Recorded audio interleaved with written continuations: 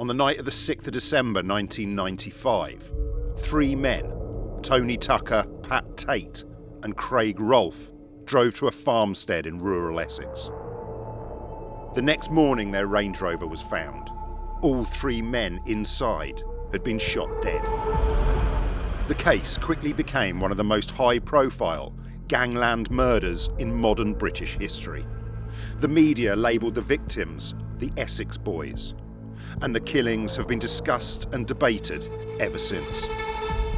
30 years later, questions still remain. Why did the murders happen? And were the right people convicted? I'm Matt from Underworld, Uncut, and this is the story of the Essex Boys murders. Tony Tucker was 38, known in Essex for working as a bouncer. He was a man who'd built a feared reputation. He was a significant player in the ecstasy and amphetamine trade, helping to fuel Britain's 1990s rave scene.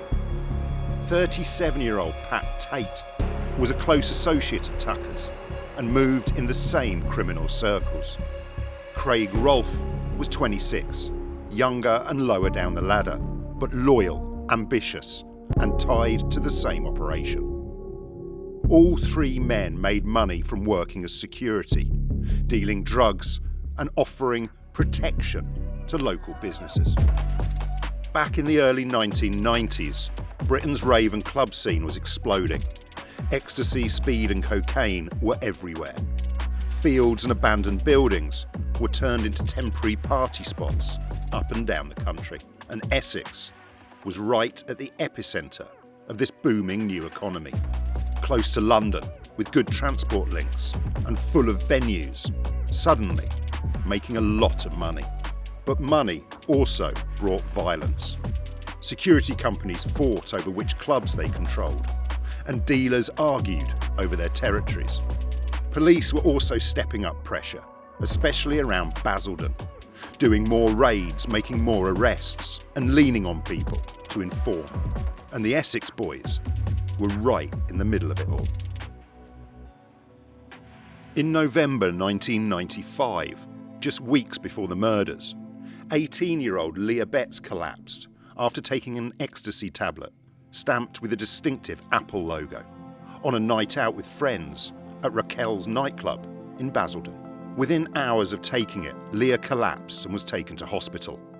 After 4 days, her life support system was switched off. Images of Leah in a hospital bed were shown across Britain. Her death became a symbol of the dangers of ecstasy and the rave scene. Following Leah's death, police carried out a series of raids, arresting suspected ecstasy dealers from Basildon and other parts of Essex. Detectives tried to trace the supply chain back through local clubs and door firms. By the time that Tucker, Tate and Rolfe were killed, all three were already known to police as criminals involved in Essex's drug dealing. It was believed by some that Tony Tucker ultimately supplied the ecstasy tablet that killed the 18-year-old. On Wednesday, the 6th of December, Tucker, Tate and Rolfe left an Essex hotel. They drove in Tucker's Range Rover to a remote track near the village of Retendon, just outside the town of South Woodham Ferrers, not a place you end up by accident. Sometime that evening, the Range Rover stopped on the track, and whoever was with them or had approached them opened fire. Each man was shot in the head at point-blank range with a pump-action shotgun. There were no survivors and no obvious witnesses. The next morning, Thursday the 7th of December, local farmer Peter Theobald and a friend, Ken Jiggins, drove down the track on their way to feed their 800 pheasants in nearby fields. With the Range Rover blocking their path, Jiggins went to look closer. Inside, he saw three men slumped in their seats. At first, he thought they were just asleep, but after tapping on the window, he realised all three men had been shot dead. Within hours, the once quiet rural track had become a major crime scene, and the story was making national news. Essex Police treated the case as a major organised crime investigation because of who the men were and how they were killed. But early on, there were limitations. The scene offered little forensic evidence, and few people close to the victims were willing to speak to the police. For several months, the hunt for the killer or killers appeared to make little progress. Or at least that's how it seemed to the general public. In fact, Essex Police had launched a major undercover investigation, codenamed Operation Century. The idea was simple. If a suspect wouldn't speak to the police directly, they may talk to people who they thought were criminals. Investigators looked into rival gangs, drug debts, and whether Tucker and Tate had been making enemies through the way they operated. During the investigation, it was suggested the murders may have been revenge for Leah Betts' death a few weeks earlier, with some in the Underworld blaming Tucker and his circle for muscling in on the club where she bought the pill. Detectives and reporters described it as part of a vicious drug gang war, triggered by the police clampdowns. With mounting pressure on dealers in the area, someone had decided to settle scores with a shotgun. The inquiry was huge, but Operation Century produced no arrests, no smoking gun, no one willing to step forward. For months, it looked like the murders might remain unsolved, until one man flipped. In May 1996, 5 months after the killings, detectives arrested Darren Nicholls, a small-time drug dealer. He was found with a large quantity of cannabis in his vehicle. He was also a former associate of Tony Tucker, one of the murdered men.